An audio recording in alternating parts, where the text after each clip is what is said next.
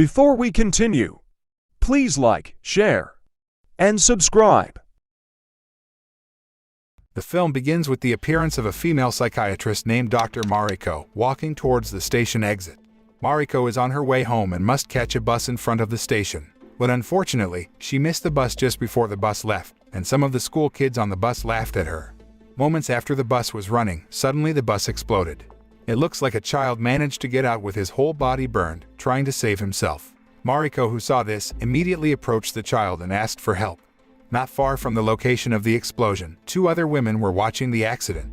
Apparently, the two women were the alleged masterminds of the recent bomb terror attack. The two women seemed satisfied with the success of the terror that caused the chaos. Meanwhile, Detective Chaya and Detective Hirono are assigned to conduct crime scene investigations. They discover the fact that the bus explosion was caused by a mysterious terror. The detectives discover that some of the bus passengers were found with their tongues cut off. In discussing this case with other police officers, Detective Chaya said that this suicide bombing started with a fortune teller named Kinjo. Some time ago, he did a live broadcast predicting that there would be a bomb explosion on a bus, and he found out who did it. Unfortunately, it turns out that he became a victim of the bomb he had predicted earlier.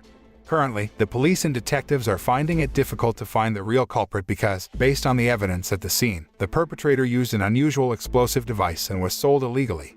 Chaya and Hirono then continued to investigate a warehouse. They heard a woman scream from inside the building when they arrived. They rushed to the barn door, but when Hirono opened the door, suddenly a bomb exploded and sent him flying. Chaya then entered the warehouse that had just exploded carefully. He then found a man standing in the middle of the rubble with a wound on his head. The man's name was Ichiro Suzuki. Ichiro was then taken to the police station because he was the only person at the scene. While in the cell, he listens to the conversation of two criminals who say that the person will not be punished even if he has killed someone. The next day, when Ichiro passed the two criminals, he immediately beat them. Two policemen tried to stop Ichiro, but he ignored them. In addition, apparently, Ichiro has extraordinary strength, so the police are overwhelmed. Ichiro's attack stopped when he managed to pry out the villain's eye. Detective Chaya, who received the incident report, suspected that Ichiro had mental problems. He was then transferred to a special cell for psychiatric evaluation. Before Ichiro entered the special cell, he could memorize the prison plan in a very short time. In this cell, several doctors are trusted to treat Ichiro. One of these doctors is Dr. Mariko. They found that Ichiro's body was covered with stab wounds and burns. They then concluded that there was a mechanical disturbance in Ichiro's brain. Dr. Mariko then conducted an experiment by stabbing Ichiro's body with a pin, but he did not react. During the observation, they discovered that Ichiro went to the toilet exactly an hour after he ate, which he did every day, even though there are no clocks in the cells or the observation room. Elsewhere, the two girls behind this serial murder are seen in a room. The two of them were previously in the same room as Ichiro when the bomb exploded in the warehouse, but they both managed to escape. The two girls were named Midorikawa and Yuria. Midorikawa apparently knows Ichiro's super abilities and plans to take him away. The next day, Yuria disguises herself as a nurse, puts a bug in Mariko's bag, and duplicates her key. When Mariko was about to escort Ichiro to the cell, a young man named Shimura called out. Shimura is Mariko's patient. His presence apparently caught Ichiro's attention because he stared at him for a long time. After Shimura left, Mariko realized that Ichiro was interested in Shimura's presence. Mariko visits Dr. Aizawa's house to find out about Ichiro's background. Dr. Aizawa is a man who treated Ichiro as a child. He said that since childhood, Ichiro did look different from other children his age. He always sat quietly in the corner of the room like a doll and did not show spontaneous behavior like humans in general. According to Dr. Aizawa's statement, both of Ichiro's parents were victims of a hit and run and died, and Ichiro is cared for by his grandfather named Irishu. Irishu is interested in his grandson and asks Dr. Aizawa to observe him. Every day Aizawa teaches Ichiro to go to the toilet after every meal. Ichiro did it if only he got instructions from Aizawa. Aizawa says that Ichiro doesn't have a brain disorder, but instead he has an extraordinary brain compared to other humans. He can memorize the book and its contents completely just by reading it at a glance. Besides, he is also able to solve complex puzzles in a very short time. Aizawa said that Ichiro's brain power was like a library with thousands of books that could rival computer intelligence. Aizawa gives Ichiro the nickname the Brain Man. Despite these advantages, Ichiro apparently only eats and urinates when given instructions. After being satisfied with Aizawa's observations, Irishu then told him to leave, and he wanted to do something to Ichiro. Irishu then sent a man named Ino, who is a martial arts expert, to teach Ichiro self-defense. Irishu said he wanted Ichiro to eradicate evil on Earth, but this was based on his revenge against the hit-and-run perpetrator who killed his son. Thanks to his super abilities, Ichiro can learn martial arts quickly and easily. Seeing this, Ino took Ichiro to leave his grandfather's house to save him and awaken his human soul. The night after Ichiro went out with Ino, unexpectedly, his grandfather's house was robbed and the robbers burned their house. While trying to escape, Ichiro met the robber and killed him by strangling him without hesitation. Apparently, this killing behavior can be done without orders like Ichiro usually does. After Irishu's death at his house, Ichiro disappeared. Not long after the incident, several criminals, such as robbers, murderers, and rapists, were found murdered. The detectives concluded that Ichiro was the one who killed these criminals. Knowing this fact, Chaya concludes that Ichiro was not the suicide bomber on the bus the other day, but he is trying to kill the real culprit. Mariko then continued her observation of Ichiro. To Ichiro, Mariko says that 8 years ago, her sister was found murdered with her eyebrows and hair shaved off. The perpetrator of the murder of his sister was Shimura, who met Ichiro in the observation room the other day. Mariko then tries to resuscitate Ichiro by saying that he is not really a murderer.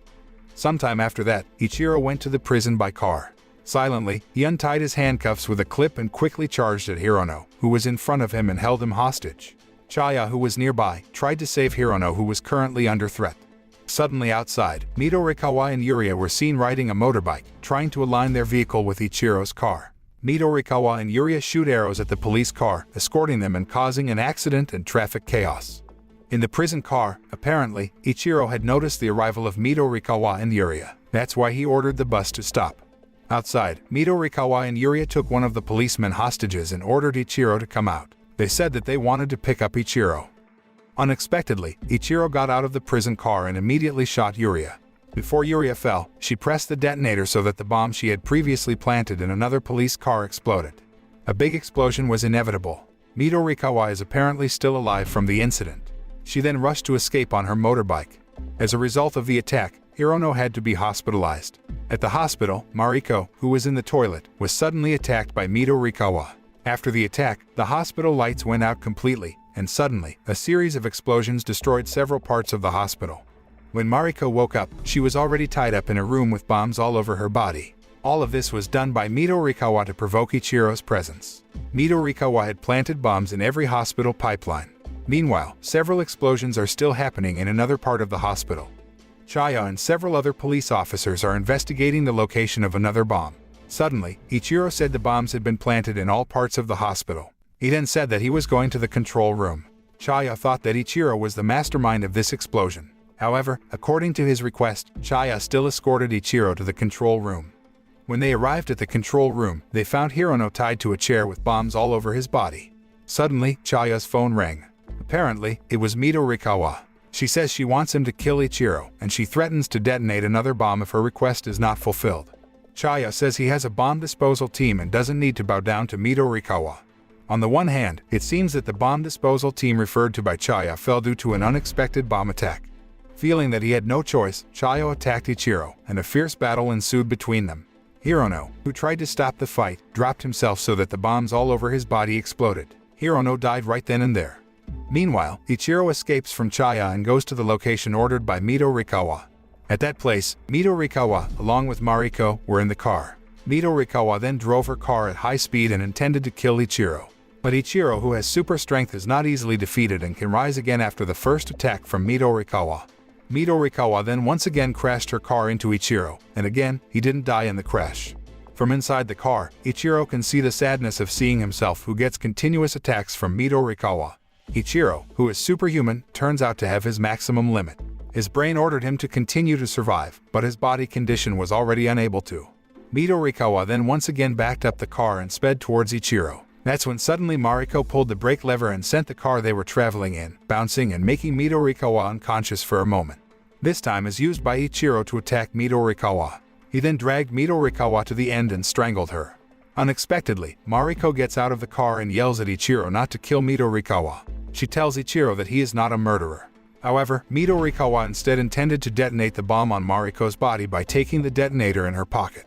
Just as Midorikawa was about to press the button, suddenly a bullet pierced her body. Apparently, the shot was launched by Chaya, who managed to catch up with them. Chaya then walked up to Midorikawa and shot her several times. After that, he pointed his gun at Ichiro, who was standing next to him. And when Chaya was about to launch his shot, apparently, the bullets in his gun ran out. Seeing that, Ichiro didn't say anything else and left Chaya and Mariko with half his body ability and limping. At one time, Shimura was seen walking in the rain. He seems to be carrying a package and approaching a house. Elsewhere, Mariko, who was sitting next to her laptop, suddenly received a message from Ichiro that said someone was going to kill her most important patient. Mariko then ran through the rain and approached a house not far from hers. She banged on Shimura's door and found his room with the lights off. Mariko then shouted Shimura's name, and sure enough, she found Shimura dead, lying in a room. She was surprised to see that, then she seemed to hear something. Mariko finds out where the sound came from and finds a child hiding in Shimura's bathtub. Apparently, Shimura was planning to make the child his next victim.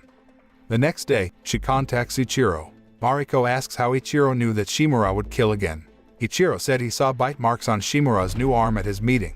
Ichiro said that all this time, Shimura had used him so that he could be free.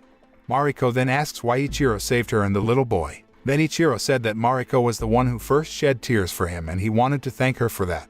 The phone was then hung up and Ichiro seemed to smile sincerely. The moral of this story is that human feelings are important in this life. Even if you have superpowers, but you don't have feelings, then that power is useless.